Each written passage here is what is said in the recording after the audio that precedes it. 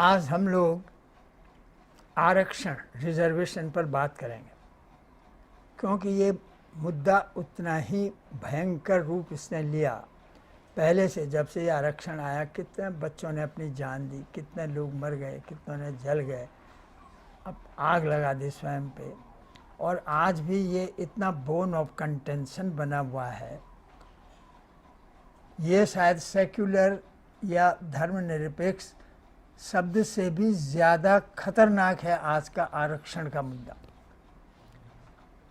मेरा मानना ये है कि इस देश के संविधान में जो व्यवस्थाएं हैं, इस देश के संविधान की या संविधान निर्माताओं का जो इंटेंशन था, जो उनकी मंशा थी, उसके हिसाब से संविधान एकदम गैर कानूनी है।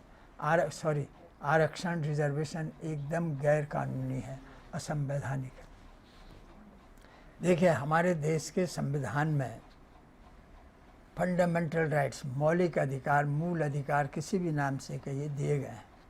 जिसमें ख़ास तौर से आर्टिकल 14 जो इक्वलिटी बिफोर लॉ, आर्टिकल 16 नौकरियों में, सरकारी नौकरियों में कोई भेदभाव नहीं होना चाहिए, आर्टिकल 19 जिसमें आप कहते हैं बोलने की स्वतंत्रता, एक्सप्रेशन की स्वतंत्रता, आर्टिकल 25 है, वैसे तो सब हैं ये 21, 22, किसी न किसी में 25 में धर्म की स्वतंत्रता है, धर्म अपनी कंसंस अंतरात्मा की के हिसाब से मानने की बात।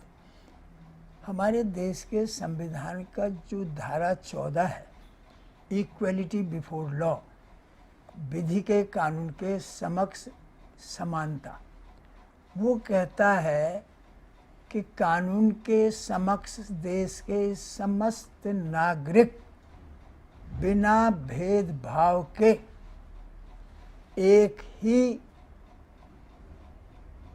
नियम से संचालित होंगे। माने all citizen shall be equal before law without discrimination. कानून के समक्ष सब, स्त्री हो, पुरुष हो, किसी भी जाति, बिरादरी, धर्म का कोई भी, सब समान होंगे बिना किसी भेदभाव। आप ये बताइए कि अगर ये है व्यवस्था तो आरक्षण कैसे हो सकता है? आप समझ रहे हैं? हमारे यहाँ जो धारा 16 है उसमें ये लिखा गया, there shall be no discrimination on the ground of religion, belief, faith, caste, sex in the employment under government state, under the state there shall be no discrimination on any ground।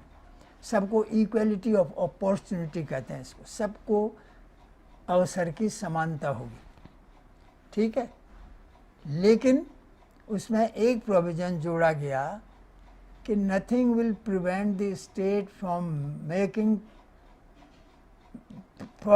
Nothing shall prevent the state from providing reservation to class, backward class of citizens, backward class of citizens, backward caste of citizen नहीं लिखा हुआ है, backward caste of citizens के लिए reservation का प्राविधान हो कर सकती है सरकार।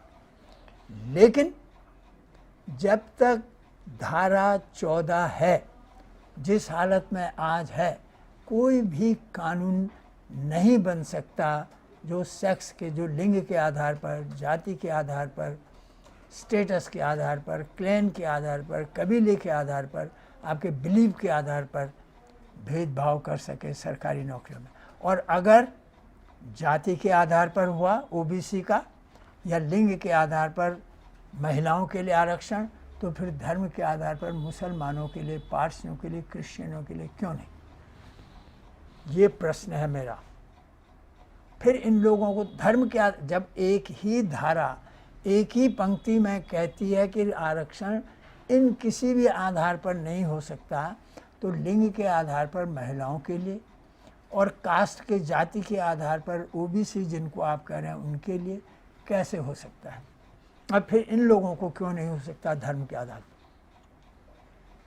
ये सवाल है मेरा। तात्पर्य ये है कि सत्यता ये है कि ये धारा 16 ये कहती है कि class of city poor class of city backward class of not poor backward class of citizens के लिए स्टेट प्राविधान कर सकती है रिजर्वेशन का। बैकवर्ड क्लास में हर एक आता है, हर क्लास। बैकवर्ड की आपको डिफिनीशन करनी पड़ेगी, बैकवर्ड का आपको मापदंड करना पड़ेगा, बैकवर्ड का कोई क्राइटेरिया हो, और बैकवर्ड में तब फिर चाहे ब्राह्मण हो, क्षत्रिय हो, वैश्य हो, शूद्र हो, हिंदू हो, मुसलमान हो, क्रिश्चियन हो, पारसी हो, सब अगर वो बैकवर्ड के अंतर्गत आते हैं तो सबको रिजर्वेशन मिलेगा। लेकिन आप वो रिजर्वेशन कानून से कर नहीं सकते हैं जब तक धारा 14 है, क्योंकि धारा 14 में कोई अपवाद नहीं है। धारा 14 कहीं ये नहीं कहती है कि इस बिना पर आप कानून के समक्ष भेद कर सकते हैं। वो कहते हैं कानून के समक्ष कोई भेद होगा ही नहीं किसी ग्राउंड पे, तो इससे कानून से आप रिजर्वेशन नहीं कर सकते। कैसे कर सकते हैं ये इस पर मैं नहीं जा रहा हूँ, जाऊँगा भी नहीं, ये तो आप दिमाग लगाए फिर बाद में देखा जाएगा। उसका एक तरीका था, बिल्कुल अलग तरीका, वो भी एक संवैधानिक या कानूनी तरीका था। लेकिन आज की स्थिति में बैकवर्ड क्लास को ही हो सकता है। बैकवर्ड आपने जितने भी मोटले कास्ट हैं जगह जगह से इकट्ठा करके उसको क्लास बना दिया। यादव हो गया, कोरी हो गया, फलाना हो गया, वो ये क्या कहते हैं, ये धोबी हो गए, फलाने हो गए, माने इतना इतना वो यादव हो गया। तो आपने इस तरह के लोगों को, चाहे जाट हों, किसी अलग अलग किस्म के लोगों को इकट्ठा करके उनको क्लास बना दिया। नहीं, वो जाति हैं, वो क्लास नहीं है। संविधान कहता है केवल बैकवर्ड क्लास ऑफ सिटीजन्स, और बैकवर्ड क्लास ऑफ सिटीजन्स का मतलब है चाहे आर्थिक रूप से बैकवर्ड हो, सामाजिक रूप से बैकवर्ड हो, आपको उसका एक क्राइटेरिया, एक मापदंड बनाना पड़ेगा जिसके आधार पर आप रिजर्वेशन देंगे। कास्ट के आधार पर नहीं, क्योंकि कास्ट के आधार पर न केवल धारा 16, धारा 15 भी मना करती है कि किसी भी, धारा 15 में भी ये लिखा हुआ कि धर्म के, जाति के, सेक्स के, लिंग के आधार पर, विश्वास के आधार पर, स्टेटस, रेजिडेंस, निवास के आधार पर कोई भेद नहीं होगा। ये दूसरी बात है कि हमारे देश के सुप्रीम कोर्ट के कुछ जजों ने धारा 15 की उपधारा 3 उसका सेक्शन 3 के अनुसार ये कह दिया था कि महिलाओं के लिए सरकार रिजर्वेशन कर सकती, जबकि उसका कोई ये इंटेंशन, उस उपधारा का कोई ये मंशा नहीं, क्योंकि उसमें ये लिखा हुआ है कि the state can make special provision for women and children. अगर वो वुमेन की बात होती तो चिल्ड्रन क्यों लिखा गया उसमें? उसके पीछे भी कोई रीज़न था,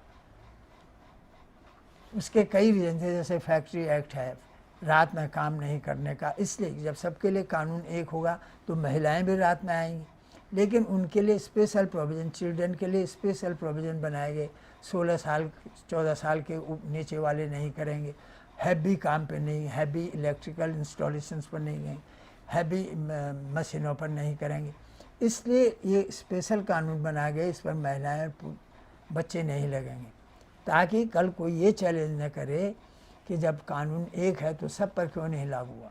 इसीलिए उस टाइम पे सन 47 से सन 95 तक बल्कि महिलाएं रात में 6 बजे 7 बजे के बाद और सुबह 6 बजे तक फैक्ट्रियों में, कारखानों में काम नहीं करती थी।